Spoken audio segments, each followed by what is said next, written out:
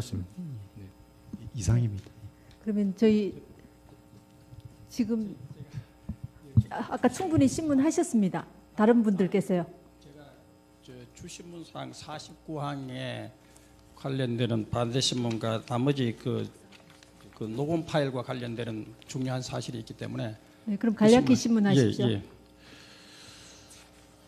증인 그 49항에 보니까 최순실이 재단기금을 1천억 규모까지 늘리는 사업을 기획하라고 지시한 것이지요 하니까 그렇다고 대답하셨죠? 네, 맞습니다. 예, 그런데 이 재단의 회의록 이사회의 결의에 의해 가지고 네. 재단 기업 1천억 규모 이렇게 결정한 것은 사실이죠.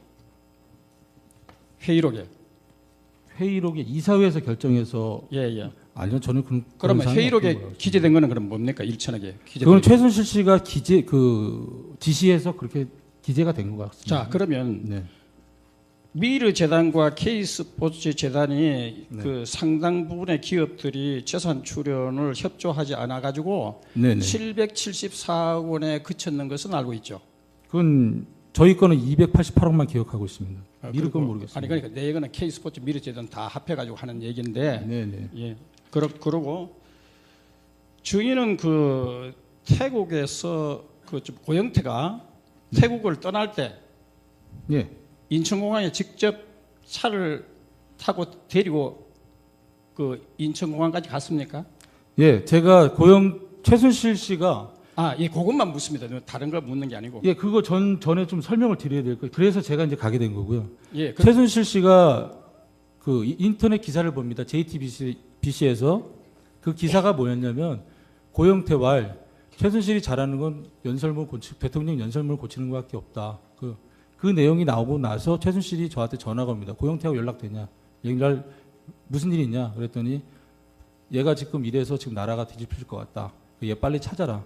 찾아서 빨리 외국으로 보내라. 이런 말을 해요. 자, 그러면 증인께서 인천공항에 도착할 때도 직접 나갔죠. 네, 제가 나가서 데려왔습니다. 그런데 증인이 처음 검찰에 조사받은 날은 2016년 10월 25일인데 네, 맞습니다. 예. 조사받는 그 이틀 후에 인천공항에서 노승희를 고영태를 만났죠. 네, 고영태를 제가 검사님 방에서 직접 전화합니다. 자, 그거 하고 그다음 내 묻는데요. 네, 증인께서 네, 바로 그날 도착하는 그날 10월 27일 날 네, 오후에 네, 최순실이 하고 두 번에 걸쳐서 통화를 하면서 네. 녹음을 하셨죠. 정확히 아셔야 될 것 같은데요. 아니, 두 번은 부재중 수신이고요. 한 번은 제가 그러면, 전화를 합니다. 그러면 네. 한번 네, 네, 했죠. 네. 자, 이것을 USB에 담았죠. 녹음했는 것을. 녹음한 거를 제가 집에서 USB에 담았죠. 네, 자, 그때 녹음할 때 네, 고영태와 고영태의 형 네. 고영수리가 네. 함께 있는 상황에서 녹음을 하셨죠. 전화. 같은 장소에 같이 함께 있었는데요. 예, 그렇죠. 차가 세 대였거든요. 예. 고영술 차량, 고영태 차량, 예. 또 제가 갔던 차량. 자, 어떻든- 그리고 둘은 고영술의 차에서 앉아 있었고요. 예. 저는 밖에 따로 나와서 예, 통화했습니다. 하여간 그러면 그 부분에 있었는 건 확실하죠. 네, 그 부분이 네, 있었습니다. 좋습니다. 그러면 네, 증인이 이렇게 USB를 담아가지고 네, 더민주당의 과거의 원내 대표를 지냈던 박영선 의원한테 이 USB를 건넸죠. 네, 제가 건네드렸습니다. 그러면 네, 언제 어디서 이 USB를 박영선 의원에게 전달했습니까? 고영태가 청문회 끝나고 나서 제가 고영태하고 밥을 먹었습니다. 밥을 먹으면서 고영태에게 혹시 박영선 의원님 연락처가 있냐 그랬더니 고영태가 주머니에서 이만큼 명함을 꺼내더라고요. 그래서 거기에서 고영태가 박영선 의원님 명함을 찾아서 박영선 의원님하고 연결을 시켜줬습니다. 그래서 그 다음날 박영선 의원님을 만나뵙게 됐습니다. 그래서 박영선 의원님께 자초지정을 설명을 드리고 의원님께 부탁을 드렸습니다. 이건 세상 밖으로 나와야 될 것 같습니다. 자, 그러면 그런 그 고영태가 박영선 의원을 만난 것은 네. 그 8일, 12일 두 번에 걸쳐서 만났죠. 두 번에 걸쳤는데 그게 8일인지 9일인지는 모르는데 12일은 맞습니다. 10일 맞죠. 네. 그런데 네. 증인이 이 USB가 왜 하필이면 예. 과거에 더민주당 그 원내 대표를 지냈는 기자에게 주질 않고 이렇게 더민주당의 원내 대표를 지낸 박영선 의원에게 이 USB를 전달한 것은 정치적으로 이용할 명백한 의도가 있는 거 아닙니까? 청문회 안 보셨습니까? 어? 백승지 의원님께서 똑같이 저한테 질문하셨거든요. 예. 아니요, 그거 그래서 묻는 게 제가 아니죠. 똑같이 다시 한번 말씀드리면요. 여러 의원님들 다 훌륭하시고 존경스럽습니다. 하지만 이 자료가 진실되게 세상 밖으로 밝힐 수 있는 건 박영선 의원님이라 생각했기 때문에 그분을 택한 겁니다라고 제가 말씀드렸습니다. 자, 오늘요 저도 답답해서 한 말씀 드리는데요. 예, 예. 이경재 변호사가 질문했던 거, 백승재 의원이 질문했던 거, 새누리에서 질문했던 거, 지금 다 중복돼서 이렇게 질문하시고 아니요, 아니 증인 대통령 측 여기- 변호인으로서는 증인한테 얼마든지 신문할 수 있는 권리가 있습니다. 네. 왜냐하면 국민이 뽑은 대통령을 탄핵하는 이 중대한 재판에서 어떻게 증인이 대통령 측 변호인에게 서 무리하고 변호사님 질문 그러면 다 대통령은 끝나셨으면 대통령을 윗버리고 국민을 하찮은 아니, 인간입니까? 제 질문에 대해서 서 변호사님 말씀하시는 게 그런 거 아닙니까 지금? 증인 예. 조용히 하십시오. 서 변호사님 이제 질문 끝나셨으면 아니요. 마무리하겠습니다. 요것만 하고 끝나겠습니다. 자,